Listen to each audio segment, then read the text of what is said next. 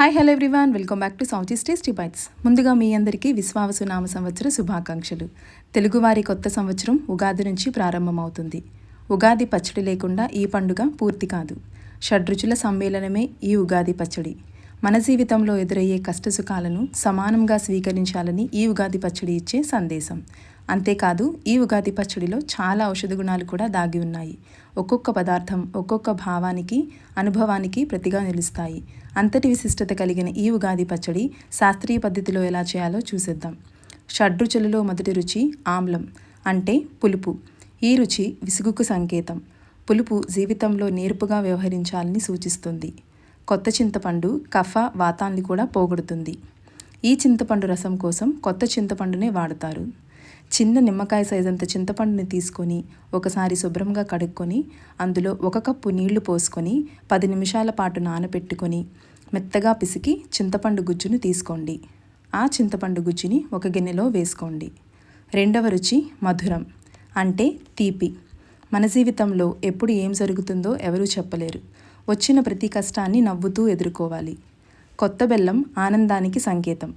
అంతేకాదు, కొత్త బెల్లం ఆకలిని కలిగిస్తుంది. తురుముకున్న 4 టేబుల్ స్పూన్ల కొత్త బెల్లాన్ని తీసుకొని ఈ చింతపండు రసంలో వేసుకొని కలుపుకోండి. ఉగాది పచ్చడిలో మరో ముఖ్యమైన రుచి లవణం, అంటే ఉప్పు. ఇది జీవితంలో ఉత్సాహం మరియు రుచికి సంకేతం. దీనికోసం 1/2 టీ స్పూన్ సైంధవ లవణాన్ని వేసుకోండి. తర్వాత రుచి కారం. సహనం కోల్పోయేటట్లు చేసే పరిస్థితులలో మన కోపాన్ని నియంత్రించుకోవాలని సూచిస్తుంది. మీ కోపం మిరియాల రూపంలో మింగేసి జీవితాన్ని కొత్తగా ప్రారంభించాలని చెబుతూ ఈ మిరియాల పొడి కలుపుతారు. దీనికోసం 1/2 టీ స్పూన్ మిరియాలను తీసుకొని మెత్తగా పొడి చేసుకొని వేసుకోండి. 5వ రుచి వగరు. పచ్చి మామిడికాయ వగరును సూచిస్తుంది. దీనికోసం చిన్న మామిడికాయల్ని మాత్రమే తీసుకోవాలి. మామిడికాయ పైన ఉండే తొక్కని తీసేసి లోపల ఉండే సీడ్ని కూడా తీసేసి ఇలా చిన్న చిన్న ముక్కలుగా కట్ చేసుకొని 1 కప్పు దాకా ముక్కల్ని తీసుకోండి. ఈ మామిడికాయ రోగనిరోధక శక్తిని పెంచుతుంది. అలానే జీవితంలో కొత్త విషయాలు మీకు ఆహ్వానం పలుకుతాయని చెబుతూ ఈ మామిడికాయని ఉపయోగిస్తారు. 6వ రుచి, అలాగే ఆఖరి రుచి చేదు. దీనికోసం వేప పువ్వుని తీసుకొని ఒకసారి కడిగి అందులో ఉండేటటువంటి పువ్వుని మాత్రమే ఒలుచుకొని 2 టేబుల్ స్పూన్లు తీసుకోండి. ఉగాది పచ్చడిలో తప్పనిసరిగా ఈ వేప పువ్వు ఉపయోగిస్తారు. ఇది చేదు రుచి కలిగి ఉంటుంది. జీవితం పూలపాన్పు కాదు.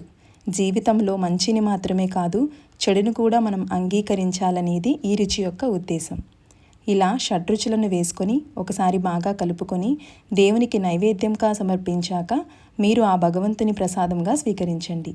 ఈ ఉగాది పచ్చడిలో ఉండేటటువంటి షడ్రుచుల మాదిరిగానే మీ జీవితంలో వచ్చేటటువంటి సుఖదుఖాలను కూడా సమానంగా స్వీకరించి అలాగే ఎల్లప్పుడూ సంతోషంగా ఉండాలని కోరుకుంటూ మరొక్కసారి మీ అందరికీ ఉగాది పండుగ శుభాకాంక్షలు.